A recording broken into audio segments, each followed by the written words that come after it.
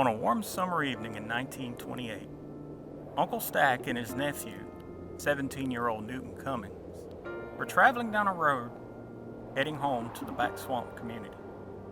It was a warm evening, and the night was illuminated by the full moon that hung high in the night sky. The limbs of the tall pines that lined the swamp cast dancing shadows in the moonlight across the road. Broken frogs filled the night air with their serenade. Occasionally, a lucky bachelor would leap across the road, pursuing a response he received from the other side. It was a peaceful evening along the swamp. The two men sat leisurely on the buckboard of the wagon. The horse kept a steady clip, and the wagon creaked and leaned with the terrain of the dirt road. As the two rode along, Newton noticed his uncle grip the reins, lean forward, and squint his eyes. Newton turned his head from his uncle to see what had caught his attention. "What's that coming yonder?" Newton asked. "Looks like somebody on a bicycle," his uncle replied. "Boy, he is going fast. He is speeding down the road," Newton exclaimed. The wagon pressed on as the bicycle came closer in the near distance. They could see the man's legs pedaled hard and fast. Both of his hands gripped the handlebars, and he leaned in to move faster. As the rider came closer, Newton observed and said, "He is speeding as fast as an automobile."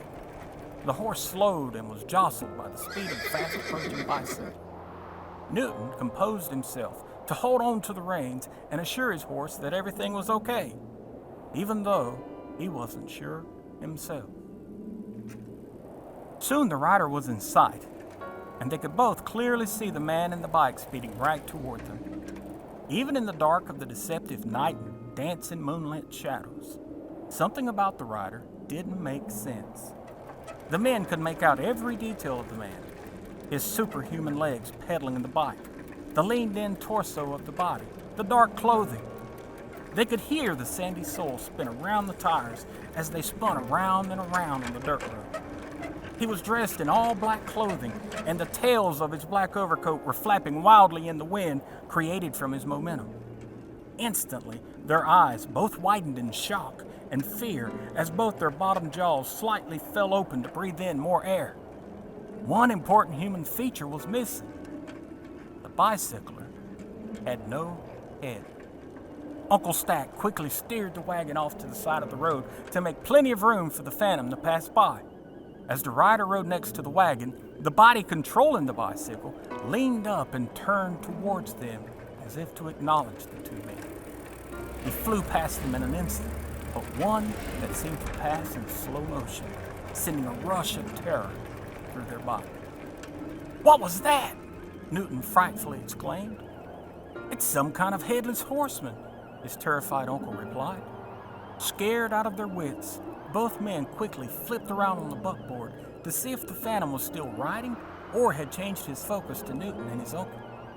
As soon as they turned around, they saw that the rider was still speeding down the road on his intense quest, seeming to have no interest in the two men on the wagon. Relieved and in a shaking voice, Newton turned to his uncle and said, "Where do you think he's going?" Cold beads of sweat rolled down his uncle's face as he tried to compose himself from crippling fear. Somberly, he replied, "Looking for his head, I guess." Uncle Stack popped the reins, and the spooked horse leapt into a swift gallop.